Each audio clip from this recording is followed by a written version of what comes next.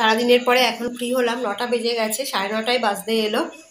তো পড়ে টরে চলে গেল, আজকে একটু তাড়াতাড়ি হয়ে গেছে, সবাই চলে গেছে। তাছাড়া মানে অন্যান্য দিন এখনও থাকে, কিন্তু আজকে তাড়াতাড়ি চলে গেল। তো ভাবলাম খিদেও পেয়েছে, তো ভাবলাম কী খাবো, মুড়ি চানাচুরি মেখে নিলাম, মাকে ঘরে দিয়ে এলাম, এবার আমি খাবো। ঘরে যাই। প্রচণ্ড গরম পড়েছে, কিন্তু সাংঘাতিক, মানে গরমটা কালকের থেকে পড়েছে। ফ্যান না চালালে থাকা যাচ্ছে না, আবার ফ্যান চালালে মানে অনেকক্ষণ ধরে যদি ফ্যানটা চলছে তাহলে আবার গরম লেগে যাচ্ছে, এই ঠান্ডা লাগছে। পড়াচ্ছিলাম, ফ্যানটা চালিয়েছিলাম, কিন্তু বেশ ঠান্ডা লাগছিলো। বাচ্চাদের যদি ঠান্ডা লেগে যায় তাই জন্য অফ করে দিয়েছিলাম, মাঝে আবার চালালাম। ওহ, শরীরটা তো কিছুতেই ভালো হচ্ছে না।